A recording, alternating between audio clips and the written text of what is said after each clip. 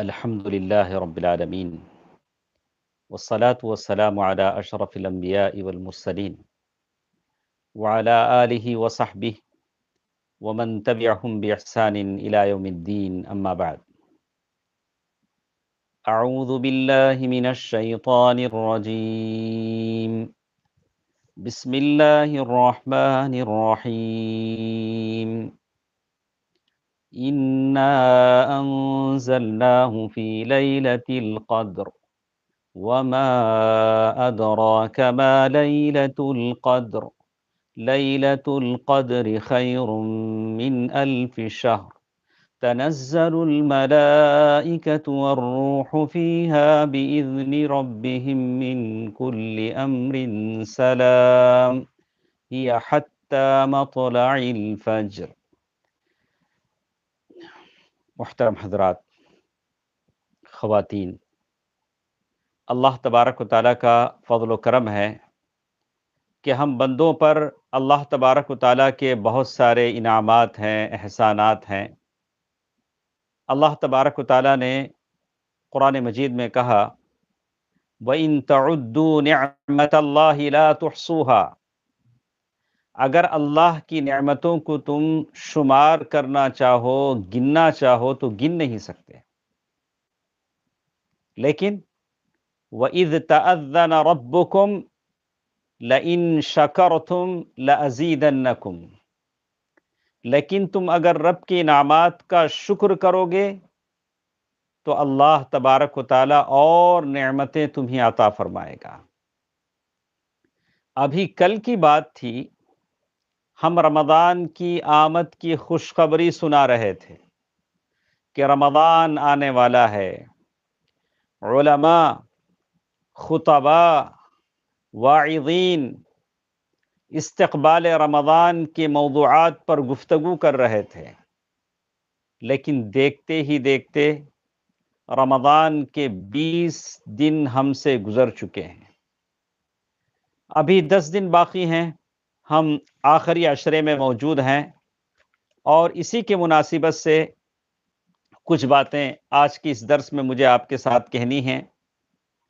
ام المؤمنین عائشہ رضی اللہ تعالی عنہا فرماتی ہیں یجتہد فی العشر الاواخر، اللہ کے نبی صلی اللہ علیہ وسلم رمضان کے آخری عشرے میں اتنی محنت کرتے، اتنی جد و جہد کرتے عبادت میں، قیام اللیل میں، قرآن مجید کی تلاوت میں، ما لا یجتہد فی غیرہ، یعنی اتنا اہتمام بقیہ دنوں میں نہ ہوتا، اس سے قبل کے دنوں میں، لیکن رمضان میں آخری عشرے میں بالکل اللہ کے نبی صلی اللہ علیہ وسلم لگ جاتے۔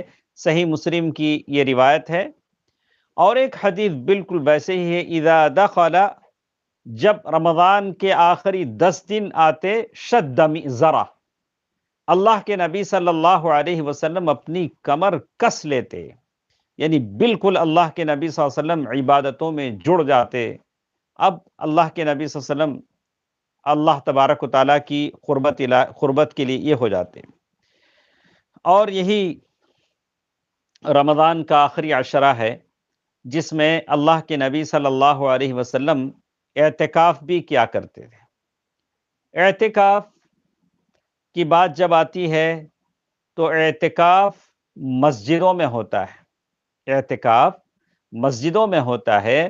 سورۃ البقرہ میں اللہ تبارک و تعالیٰ نے یہی بات کہی وَأَنْتُمْ عَاكِفُونَ فِي الْمَسَاجِدِ، یعنی اعتکاف کا حکم اور تصور یہ ہے کہ وہ مسجد میں ہو۔ اللہ کے نبی صلی اللہ علیہ وسلم جب تک زندہ تھے، مدینہ آنے کے بعد اعتکاف مسجد میں کرتے رہے، اور اس کے بعد آپ کی ازواج مطہرات نے بھی اعتکاف مسجد میں کیا۔ آج کی اس لاک ڈاؤن کے زمانے میں جب مسجدیں بند ہیں تو بہت سارے لوگوں نے فتویٰ پوچھا کہ کیا ہم ایسے زمانے میں کیا ہم اپنے گھر میں جہاں عبادت کے لیے، نماز کے لیے کوئی جگہ مختص ہو تو کیا اس جگہ ہم اعتکاف کر سکتے ہیں؟ تو لیکن صحیح احادیث یہ بتاتی ہیں کہ اس کا اعتکاف تو مسجدوں میں ہوتا ہے۔ اگر مسجدیں بند ہیں تو جو نیت انہوں نے اعتکاف کی ہے، اللہ تعالیٰ اس کا ثواب ان کو دے دے گا۔ اور اگر اعتکاف کا اب موقع نہیں ہے تو شوال میں بھی آدمی کر سکتا ہے۔ اللہ کے نبی صلی اللہ علیہ وسلم کی سنت سے ثابت ہے کہ اللہ کے نبی صلی اللہ علیہ وسلم نے رمضان میں ایک مرتبہ اعتکاف کرنے کا ارادہ کیا، سارے ازواج مطہرات نے بھی اپنے اپنے خیمے لگوا دیے، تو اللہ کے نبی صلی اللہ علیہ وسلم فرمایا آل بر یردنا، تو سارے خیمے نکالو، میں بھی اپنا خیمہ نکالتا ہوں۔ پھر شوال کے پہلے عشرے میں اللہ کے نبی صلی اللہ علیہ وسلم نے اعتکاف مکمل کیا۔ لیکن گھر میں اعتکاف کرنے کا کوئی تصور نہیں ہے، اکثر لوگوں نے پوچھا ہے، لیکن اکثر علماء کا فتویٰ یہی ہے کہ گھر میں اعتکاف کرنے کا کوئی تصور نہیں ہے۔ یہ اعتکاف کے بعد بات آتی ہے لیلۃ القدر کی تلاش کی۔ اللہ تبارک و تعالیٰ نے قرآن مجید میں اس نام سے سورۃ القدر ایک سورت کا نام ہی رکھ دیا۔ اللہ تبارک و تعالیٰ نے کہا اِنَّا أَنزَلْنَاهُ فِي لَيْلَةِ الْقَدْرِ، ہم نے اس قرآن کو لیلۃ القدر میں اتارا ہے۔ وَمَا أَدْرَاكَ مَا لَيْلَةُ الْقَدْرِ، تم جانتے ہو کہ لیلۃ القدر کیا ہے؟ پھر اللہ تبارک و تعالیٰ نے خود بتلایا لیلۃ القدر خیر من الف شہر، لیلۃ القدر یہ 1000 مہینوں کی عبادت سے بڑھ کر ہے، 80 پر 3 سال 4 مہینے۔ اللہ کا بڑا فضل و کرم ہے کہ میں آپ سے ایک ایسی رات میں مخاطب ہوں جس رات قرآن مجید کا نزول ہوا ہے، اگر آج کی رات لیلۃ القدر ہے انشاءاللہ، اور یہ رات ایسی ہے جس میں اللہ تبارک و تعالیٰ کے فرشتے آسمان سے اترتے ہیں، یہ رات ایسی ہے جس میں ہم محو گفتگو ہیں، جس میں اللہ تبارک و تعالیٰ لوح محفوظ سے اپنے بندوں کی ساری تقدیریں الگ کرتے ہیں، سال بھر کی، آپ کیا کھائیں گے، میں کیا کھاؤں گا، میں کب تک زندہ رہوں گا، آئندہ رمضان میں ہم ملیں گے، بات کریں گے، ایک دوسرے کو سنیں گے کہ نہیں سنیں گے، یہ ساری باتیں آج کی رات طے ہوتی ہیں۔ اللہ تعالیٰ نے کہا کہ یہ رات ہے، اور اس رات کی شرف اور فضیلت کے لیے اتنا ہی کافی ہے کہ اس رات قرآن مجید کا نزول ہوا، اس سے بڑھ کر کیا چاہیے؟ فیہا یفرق کل امر حکیم۔ اللہ تبارک و تعالیٰ نے سورۃ الدخان میں بات کہی کہ یہ رات ہے کہ جس میں قرآن مجید کا نزول ہوا، یہ رات ہے جس سے رحمت کے فرشتے نازل ہوتے ہیں، جبریل امین اپنے فرشتوں کو لے کر آتے ہیں، اور یہ رات ہے جس میں اللہ تبارک و تعالیٰ بندوں کی تقدیر کو لوح محفوظ سے الگ کرتے ہیں، اور سال بھر کی تقدیریں فرشتوں کے حوالے کی جاتی ہیں۔ دوستو عزیزو، اس رات میں ہم ہیں، اور ایک بات بھی اللہ تعالیٰ نے کہی من کل امر سلام ہی حتی مطلع الفجر، آج کی رات امن و سلامتی کی رات ہے۔ تو اچھا نہیں ہوگا کہ یہ رات ہم سوتے بتا دیں اور دوسرے کاموں میں بتا دیں۔ اس رات یعنی مطلب یہ ہوتا ہے کہ 20 دن جب تیزی سے گزر گئے ہیں تو آنے والے دنوں میں ہم عبرت حاصل کریں۔ چلیے میں آپ کو سناتا ہوں، فضیل بن عیاض سلف کے بڑے متقی لوگوں میں سے مانے جاتے ہیں۔ فضیل بن عیاض نے ایک آدمی سے پوچھا کہ تمہاری عمر کتنی ہے، تمہاری عمر کتنی ہے؟ تو اس آدمی نے کہا 60 سنہ، میری عمر 60 سال کی ہے۔ تو فضیل بن عیاض نے کہا کہ 60 سال، 60 سال سے تم اللہ کی طرف جا رہے ہو، اگر میری عمر کا ایک دن بڑھتا ہے تو میں اپنا فاصلہ طے کر رہا ہوں میرے قبر کی طرف۔ بچہ چھوٹا نہیں ہوتا ہے، بچہ بڑا ہوتا ہے۔ اگر ایک دن میری زندگی کا نکل گیا تو میں اپنی قبر کی طرف جا رہا ہوں۔ تو فضیل بن عیاض نے کہا 60 سنہ، 60 سال، 60 سال سے تم اپنے قبر کی طرف جا رہے ہو۔ تو اس آدمی نے کہا انا للہ و انا الیہ راجعون۔ تو فضیل بن عیاض نے پوچھا، اللہ کے بندے، تم نے انا للہ و انا الیہ راجعون پڑھا، اس کا مطلب بھی تم کو معلوم ہے کہ انا للہ و انا الیہ راجعون کا کیا مطلب ہوتا ہے؟ میری ماؤں، بہنوں، بھائیوں، بزرگوں، اس بات پر دھیان دے، غور سے سنیں۔ ہم بھی پتہ نہیں زندگی میں کتنی مرتبہ انا للہ و انا الیہ راجعون پڑھ لیتے ہیں۔ فضیل بن عیاض نے پوچھا، جانتے ہو انا للہ و انا الیہ راجعون کا کیا مطلب ہے؟ پھر انہوں نے بیان کیا، انا للہ کا مطلب ہے ہم اللہ کے بندے ہیں، ہم اللہ کے بندے ہیں، ہمارا سب کچھ اللہ کا ہے، اور پھر ہم اللہ ہی کی طرف جانے والے ہیں، اللہ ہی کی طرف جانے والے ہیں۔ اللہ کے طرف جانے کا مطلب یہ ہے، وَلِمَنْ خَافَ مَقَامَ رَبِّهِ جَنَّتَانِ، اللہ کی طرف جانے کا مطلب یہ ہے کہ اللہ کے سامنے آپ ٹھہریں گے۔ سمیہ، عائشہ، ختیجہ، عبداللہ، عبد الرحمن، عبد الواحد، عبد الحفیظ، سب کے سب اللہ کے سامنے ٹھہریں گے۔ اللہ کے سامنے جب ٹھہریں گے تو کیا ہوگا؟ اللہ ہماری پیٹھ تھپ تھپائیں گے، اللہ ہمارے ساتھ کیا کریں گے؟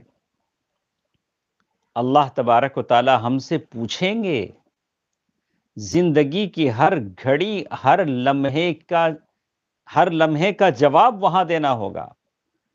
لا تزول قدم ابن آدم، آدم کے بیٹے کے قدم اللہ کے سامنے سے نہیں ہٹیں گے، حتی یسأل عن اربع، یہاں تک کہ 4 چیزوں کا جواب وہ نہ دیں۔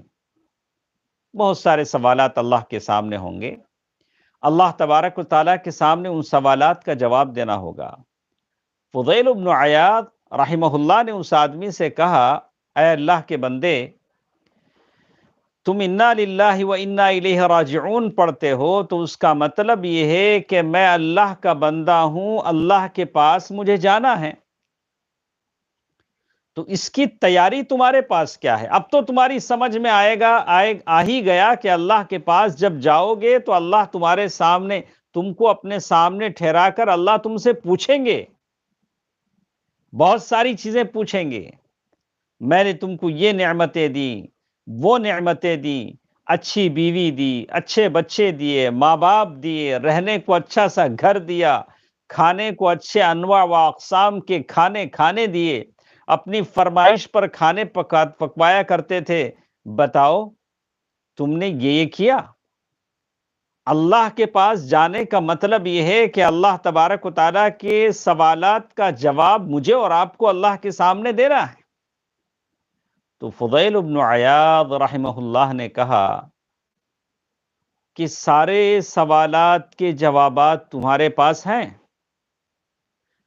اب تم کو تو معلوم ہے، انا للہ و انا الیہ راجعون پڑھ رہے ہو، اللہ کے پاس تم کو جانا ہے، اللہ کے سامنے کھڑے ہونا ہے، میدان محشر میں اتنے سارے لوگ وہاں ہوں گے، اللہ نام لے کر پکارے گا، اے فلان، تو بات سیدھے اس کے دل میں جائے گی، وہ کہے گا اللہ مجھے ہی پکار رہے ہیں۔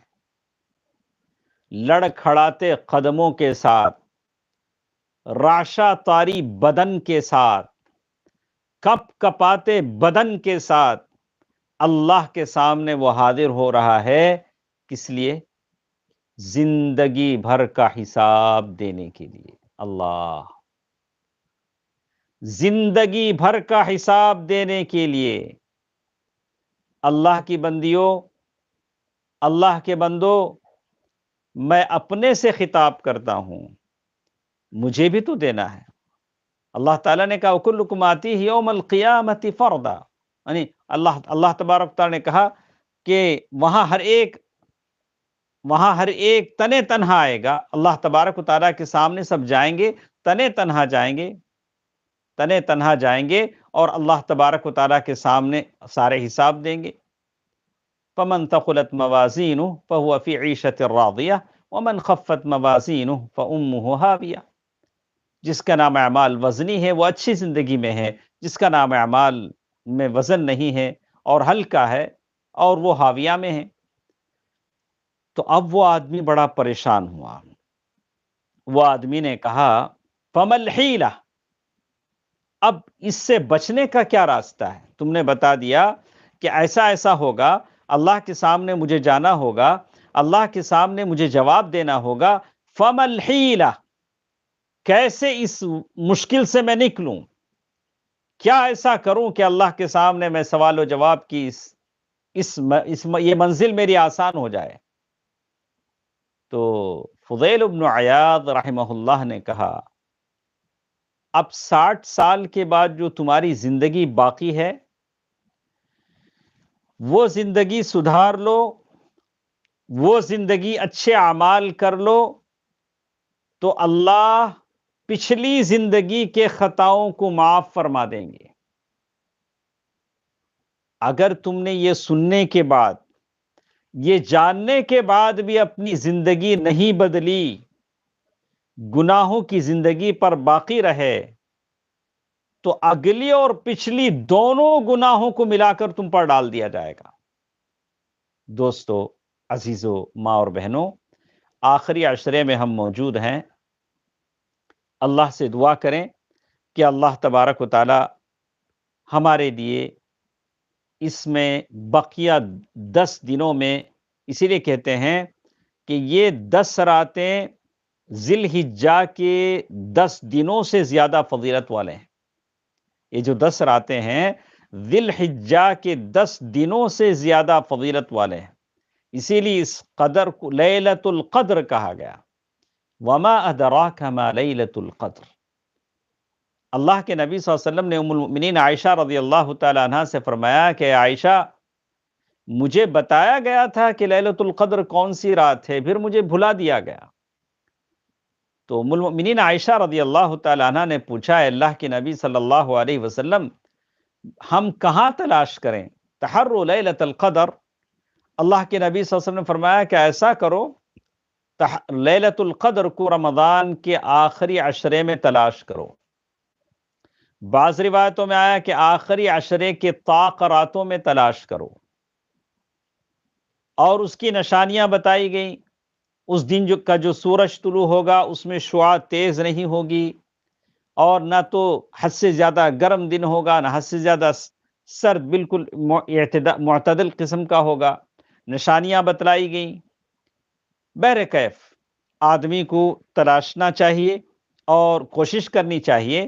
اور اللہ کے نبی صلی اللہ علیہ وسلم ان 10 دنوں میں 10 راتوں میں کیا کرتے تھے؟ تو کہا ساری رات جاگتے تھے۔ ابھی تو لوگ اپنے گھروں میں بند ہیں، کام دھام، کچھ کو کام ہے، کچھ کو کام نہیں ہے، تو آدمی یہ تو کوشش کرے کہ چلو دنیا ہی نہیں صحیح عقبہ کی فکر کرے، آخرت بنانے کی فکر کرے۔ میں تو سمجھتا ہوں کہ اللہ نے اس میں بھی خیر رکھا ہے۔ بہت سارے خیر ایسے ہیں جو لوگوں کی سمجھ میں نہیں آتے۔ جب بھی ایسی راتیں آتی تھیں تو ہماری مسلم نوجوان، مسلم اولادیں گلیوں میں، سڑکوں پر سیر سپاٹے لگایا کرتی تھیں، گھومتی تھیں۔ اللہ تبارک و تعالیٰ نے ان تمام لوگوں کو گھروں میں قید کر دیا کہ چلو اللہ تعالیٰ کی عبادت کرو، اللہ تعالیٰ کو منواؤ، روٹھے ہوئے رب کو منواؤ۔ اللہ تبارک و تعالیٰ ان الصدقۃ تطفئ الغضب، اللہ یعنی کہ تمہارا صدقہ اللہ کے غصے کو بجھائے گا۔ اللہ تبارک و تعالیٰ کو رو رو کر اپنے دامن کو آنسوں سے تر کر کے اللہ تعالیٰ کی رضا حاصل کرنے کی کوشش کرو۔ اللہ تبارک و تعالیٰ مجھے اور آپ کو توفیق دے۔ پہلی بات، اللہ کے نبی صلی اللہ علیہ وسلم کی سنت مبارکہ ان راتوں میں یہ ہے احیاء اللیل، کہ راتوں کو جاگ کر عبادت کریں۔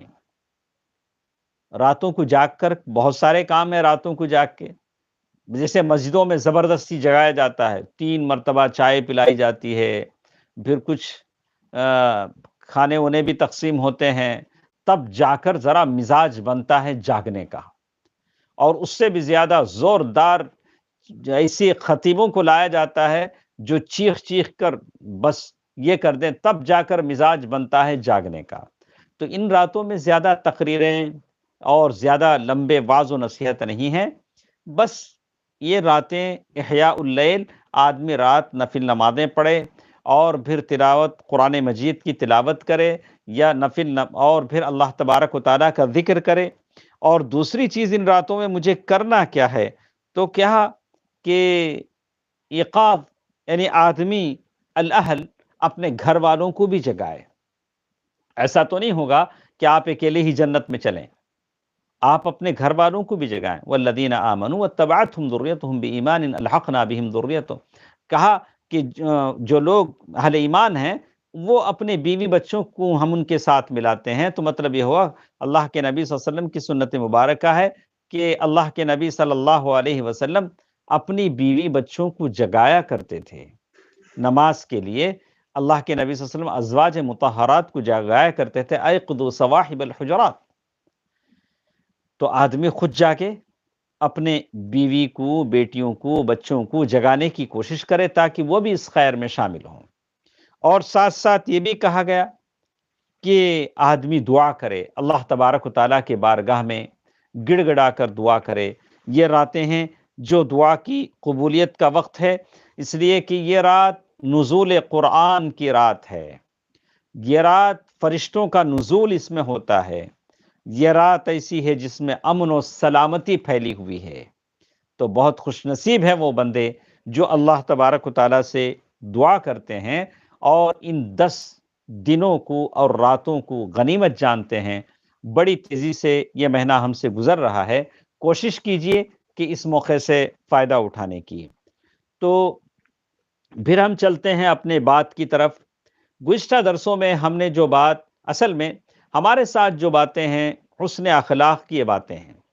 حسن اخلاق میں پہلی چیز جس کا ذکر ہم نے کیا، ماں باپ کی خدمت، بر الوالدین۔ اس کے بعد بات مکمل کر کے ابھی ہمارے پاس 9 دن، 10 دن، 10 راتیں جو بھی ہیں، ہم اچھے اچھے اخلاق جو بھی ہیں ہم آپ کے سامنے پیش کریں گے۔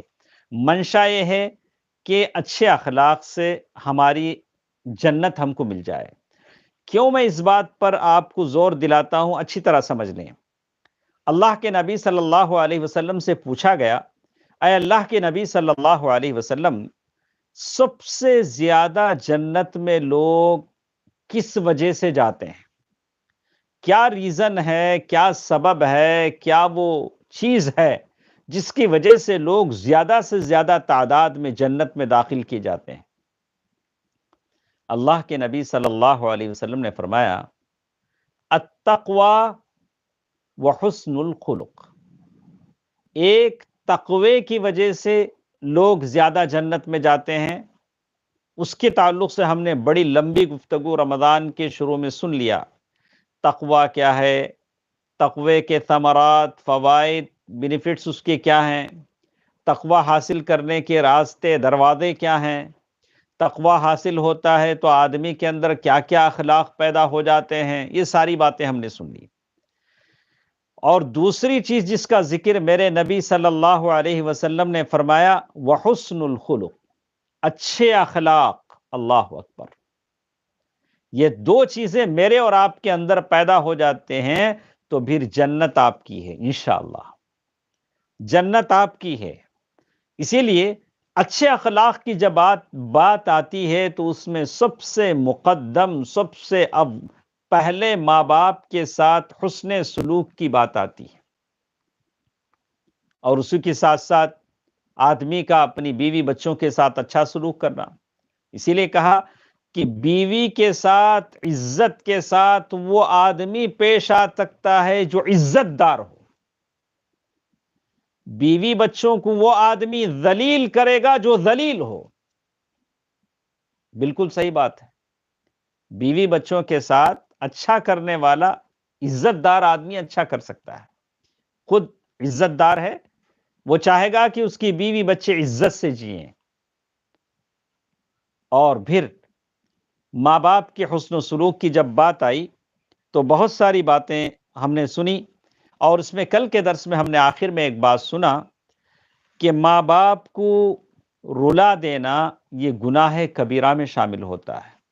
یعنی کوئی آدمی اللہ نہ کرے، اللہ معاف فرمائے، اولاد ماں باپ کو اتنی تکلیف دیں، اتنا دکھ دیں کہ ماں باپ رو لیں، ماں باپ کی آنکھوں سے آنسو آ جائیں، یہ سب سے بڑا گناہ ہے، گناہ کبیرہ ہے۔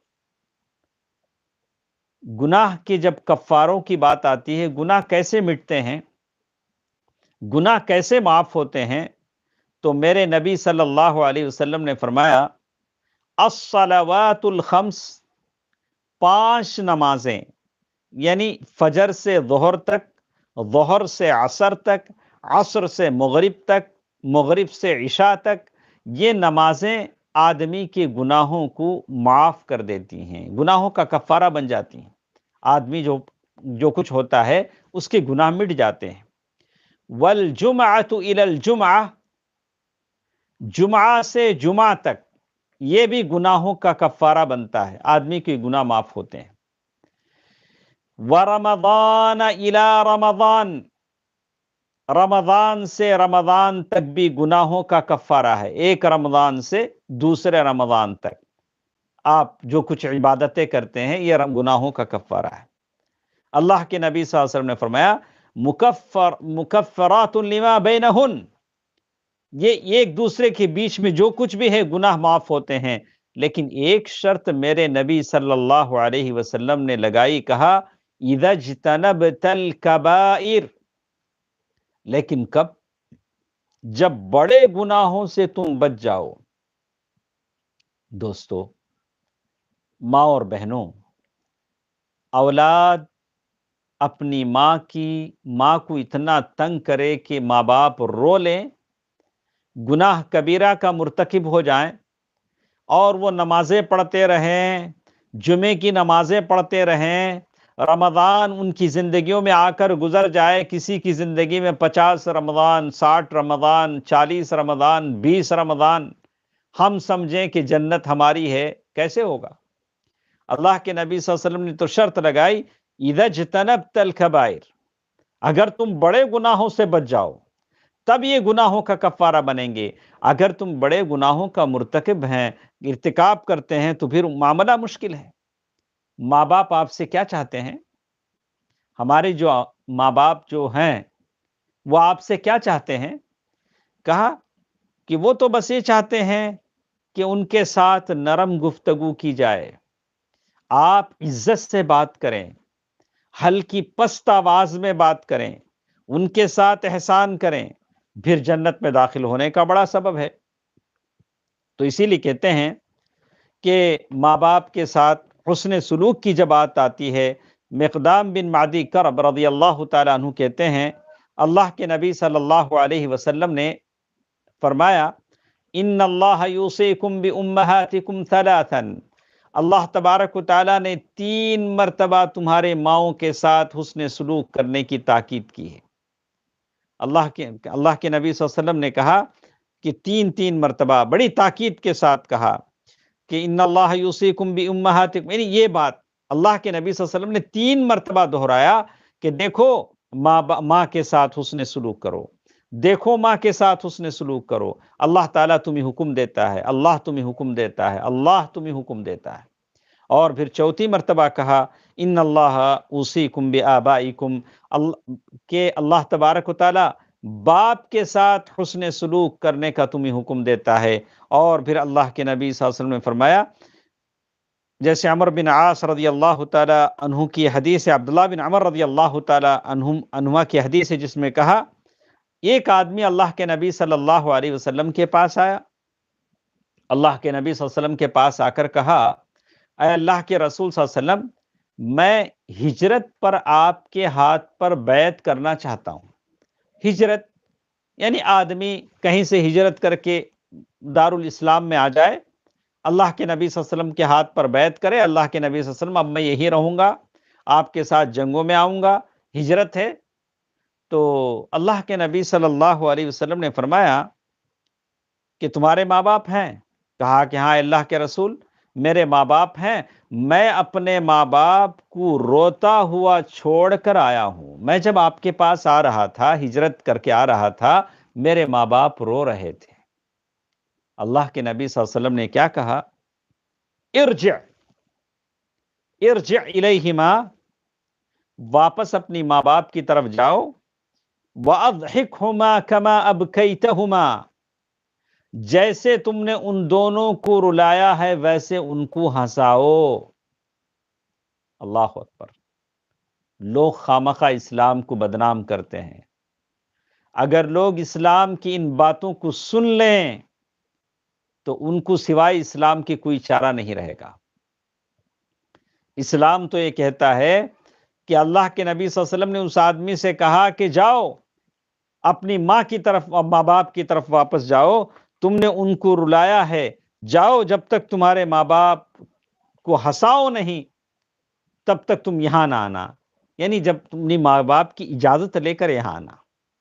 تو اسی لیے کہتے ہیں کہ ماں باپ کا بدلہ یہ ہے کہ اولاد ہمیشہ ماں باپ کی خوشی کا خیال رکھے، کوئی ایسا کام نہ کرے جن سے ان کے دل کو دکھ پہنچے، ان کی خوشی غم میں بدل جائے۔ اللہ اللہ، اولاد کوئی ایسا کام ہرگز نہ کرے، جس طریقے سے بھی ہو سکے مباح طریقے سے یہ کوشش کرے کہ ماں باپ کی دل کو خوشی پہنچتی رہے۔ اور اس آدمی نے کہا کہ میں نے اپنے ماں باپ کو رلاتے ہوئے آیا ہوں، اللہ کے نبی صلی اللہ علیہ وسلم نے فرمایا کہ واپس جاؤ اور اپنے ماں باپ کو ہنساؤ۔ اسی طرح عبداللہ بن عمرو بن عاص رضی اللہ تعالی عنہ کی اور ایک حدیث آتی ہے جس میں وہ کہتے ہیں ایک آدمی اللہ کے نبی صلی اللہ علیہ وسلم کے پاس آ کر کہا، اللہ کے رسول صلی اللہ علیہ وسلم، میں آپ کے ساتھ جہاد پر آنا چاہتا ہوں۔ اللہ کے نبی صلی اللہ علیہ وسلم نے فرمایا، احی والداک، کیا تمہارے ماں باپ زندہ ہیں؟ تو اس آدمی نے کہا کہ ہاں۔ اللہ کے نبی صلی اللہ علیہ وسلم نے فرمایا، فَفِيهِمَا فَجَاهِدْ، جاؤ اپنے ماں باپ کے ساتھ اتنی خدمت ماں باپ کی کرو کہ تمہیں جہاد کا ثواب مل جائے۔ دوستو عزیزو، کتنے لوگ ہیں جو اسلام کو بدنام کرنے کی در پہ ہیں، جتنی یعنی دشمنوں کی مکاریاں ہیں، عیاریاں ہیں، ہم جن کے پاس جو صلاحیتیں ہیں وہ اللہ کے نبی صلی اللہ علیہ وسلم کی ان حدیثوں کو بتلائیں۔ تم جہاد کی کیسی ترجمانی کرتے ہو؟ جہاد کا کیا معنی بیان کرتے ہو؟ ہمارے نبی صلی اللہ علیہ وسلم نے بتلایا کہ جہاد کا معنی یہ بھی ہے کہ اپنے ماں باپ کی خدمت کرو۔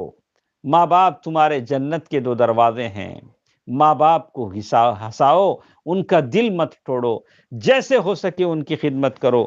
یہ میری نبی صلی اللہ علیہ وسلم نے فرمایا، کہا کہ جاؤ۔ اور ابو سعید خدری رضی اللہ تعالی عنہ فرماتے ہیں، ان رجلا ہاجر الی النبی صلی اللہ علیہ وسلم من الیمن، ایک آدمی ہجرت کر کے یمن سے اللہ کے نبی صلی اللہ علیہ وسلم کے پاس آ کر کہا، اے اللہ کے رسول صلی اللہ علیہ وسلم، میں ہجرت کر کے آپ تک آیا ہوں، یمن سے آیا ہوں۔ اللہ کے نبی صلی اللہ علیہ وسلم نے فرمایا، کیا تمہارے ماں باپ ہیں؟ کوئی یمن میں ہے تمہارا اپنا؟ اس آدمی نے کہا، ابوائی، اے اللہ کے رسول صلی اللہ علیہ وسلم، میرے ماں باپ یمن میں ہیں۔ اللہ کے نبی صلی اللہ علیہ وسلم نے فرمایا کہ کیا تمہارے ماں باپ نے تم کو پرمیشن دیا کہ تم میرے ساتھ آ کر جہاد کرو؟ تو اس آدمی نے کہا کہ نہیں، ماں باپ کی اجازت میں نے نہیں لی۔ تو اللہ کے نبی صلی اللہ علیہ وسلم نے فرمایا، ارجع الیہما فاستأذنہما، جاؤ اپنے ماں باپ کے پاس جاؤ، پھر ان دونوں سے اجازت لو۔ تو معلوم یہ ہوتا ہے کہ جب ایک جہاد پر جانے والے آدمی کے لیے ماں باپ کی اجازت ضروری ہے، تو اگر کوئی آدمی نوکری کے لیے، پڑھائی کے لیے، کسی تجارت کے لیے، کسی مقصد کے لیے ماں باپ سے جدا ہو کر جانا چاہتا ہے تو ماں باپ کی اجازت اس کے لیے ضروری ہے۔ ماں باپ اسے اجازت دیں تبھی وہ جا سکتا ہے، اور وہ ضروری ہے۔ معاویہ بن جاہمہ السلمی فرماتے ہیں، ان جاہمہ جاء الی النبی صلی اللہ، ان کے بارے میں آتا ہے کہ جاہمہ اللہ کے نبی صلی اللہ علیہ وسلم کے پاس آئے اور کہا یا رسول اللہ ارأیت ان اردت ان اغزو وقد جئت استشیرک، اردت ان اغزو وقد جئت ان استشیرک، اے اللہ کے نبی صلی اللہ علیہ وسلم میں جنگ پر جانا چاہتا ہوں اور آپ سے اجازت یعنی مشورہ لینے کے لیے آیا ہوں۔ اللہ کے نبی صلی اللہ علیہ وسلم نے فرمایا کہ حل لک من کیا تمہاری اماں ہے؟ تو جاہمہ رضی اللہ تعالیٰ عنہ نے کہا کہ نعم، میری اماں ہے۔ اللہ کے نبی صلی اللہ علیہ وسلم نے فرمایا فَالْزَمْهَا فَإِنَّ الْجَنَّةَ تَحْتَ رِجْلَهَا، جاؤ اپنی ماں کی خدمت کرو، جنت ماں کے قدموں کے نیچے ہے۔ اللہ اکبر۔ اور اس کا مطلب یہ تھا کہ تم ماں کے ساتھ حسن سلوک کرو گے، ماں کا حق ادا کرو گے تو تم جنت کو پالو گے۔ ماں کے قدموں کے نیچے جنت کا مطلب ہی ہے کہ تم ماں کے ساتھ حسن سلوک کرو گے، ماں کی خدمت کرو گے تو جنت کو پالو گے۔ دوستو عزیزو، میری ماں اور بہنوں، آج کی اس مقدس رات میں میرے ساتھ جتنے لوگ موجود ہیں، سب سے اللہ کے نبی صلی اللہ علیہ وسلم کی یہ پیاری حدیث سناؤں گا۔ جو اس حدیث کو سن لے وہ ضرور اس پر عمل کرے گا اور اپنے ہاتھ سے یہ موقع جانے نہیں دے گا۔ اللہ کے نبی صلی اللہ علیہ وسلم کے بارے میں ابو الدرداء رضی اللہ تعالیٰ عنہ فرماتے ہیں سمعت رسول اللہ صلی اللہ علیہ وسلم یقول، میں نے اللہ کے نبی صلی اللہ علیہ وسلم کو یہ کہتے ہوئے سنا الوالد اوسط ابواب الجنہ، باپ جنت کا درمیانی دروازہ ہے۔ درمیان میں اگر دروازہ ہو تو بڑی آسانی سے داخل ہوا جا سکتا ہے، ادھر ادھر نہیں، بالکل درمیان میں بڑی آسانی سے آپ داخل ہو جائیں۔ یعنی والد کا مطلب یہ ہوا کہ ماں اور باپ دونوں جنت کے دروازے ہیں۔ فَإِن شِئْتَ، یہ خطاب، یہ آواز سارے لوگوں کے لیے ہے جو سن رہے ہیں۔ اگر تم چاہو تو ان دروازوں کی حفاظت کر لو کہ تمہارے میرے جنت میں داخل ہونے کا ذریعہ بن جائے۔ فَإِن شِئْتَ فَاضِعْ ذَلِكَ الْبَابَ أَوْ يَحْفَظَهُ، اگر تم چاہو تو اس دروازے کی حفاظت کر لو، اگر چاہو تو ضائع کر لو۔ کون بدنصیب ہوگا، کون بدنصیب بیٹا یا بیٹی ہوں گے جو جنت کے ان دروازوں کو گم کر لیں، گوا دیں؟ ایسا تو نہیں ہو سکے گا۔ ارے اسی جنت کو حاصل کرنے کے لیے تو ہماری یہ عبادتیں، ریاضتیں، اطاعتیں، بندگیاں ہیں۔ اسی جنت میں جانے کے لیے تو ہم اتنی عبادتیں کر رہے ہیں، پیسہ خرچ کر رہے ہیں۔ اگر وہ جنت کے دروازے اگر ضائع ہو جائیں تو رہا کیا ہے ہماری جھولی میں؟ ہم کیسے جنت میں جائیں گے؟ دوستو عزیزو، خیر سب سے بہترین دروازے جنت کے ہیں جو آپ کو جنت میں پہنچا سکتے ہیں، یہ ماں باپ ہیں۔ ان دروازوں کی حفاظت کر لے۔ اور ایک حدیث ہمارے ساتھ ہے اور اسی کے تعلق سے کچھ باتیں ہیں، انشاءاللہ کل کے درس میں ہمارے ساتھ رہیں گی۔ ماں باپ کے ساتھ حسن سلوک کی اس گفتگو کو ختم کر کے ہم دوسری گفتگو میں جائیں گے۔ بہت سارے باتیں ہمارے ساتھ ہیں۔ اسی کے ساتھ ساتھ یہ بات ہے کہ اولاد کسی صورت میں ماں باپ کا حق ادا نہیں کر سکتے۔ اس موضوع پر انشاءاللہ کل ہمارے سامنے گفتگو رہے گی کہ اولاد کسی بھی صورت میں ماں باپ کا بدلہ چکا نہیں سکتے۔ انشاءاللہ کل ہماری ملاقات ہوگی۔ اللہ تعالی ہم تمام کو اپنی رحمتوں سے ہماری جھولیاں بھر دے۔ اللہ تعالی ہم میں سے جو محتاج ہیں، اللہ تعالی ان کی محتاجی کو دور فرما دے۔ اے اللہ ہم تمام کی مرحومین کی بخشش فرما دے۔ یا اللہ ہمیں لیلۃ القدر جس کی تلاش میں ہم ہیں، یا اللہ اس کی نعمتوں سے ہمیں مالا مال فرما دے۔ آمین۔ ان اللہ ملائکتہ یصلون علی النبی یا ایھا الذین آمنوا صلوا علیہ وسلموا تسلیما۔ اللهم صل علی محمد وعلی آل محمد کما صلیت علی ابراہیم وعلی آل ابراہیم انک حمید مجید۔ اللهم بارک علی محمد وعلی آل محمد کما بارکت علی ابراہیم وعلی آل ابراہیم انک حمید مجید برحمتک یا ارحم الراحمین۔ آخر میں ایک بات کہوں گا، ام المؤمنین عائشہ رضی اللہ تعالی عنہا نے لیلۃ القدر کی تلاش میں اللہ کے نبی صلی اللہ علیہ وسلم سے جو دعا کی بات کہی تھی، آپ اس دعا کو پڑھیں۔ اللہم انک عفو تحب العفو فاعف عنی، کریم کا ایک لفظ ہے لیکن وہ لفظ صحیح حدیثوں میں نہیں ہے۔ اللہ تعالیٰ میرے اور آپ کی خطاؤں کو معاف فرمائے، ہماری دعاؤں کو قبول فرمائے، آمین۔ والسلام علیکم ورحمۃ اللہ وبرکاتہ۔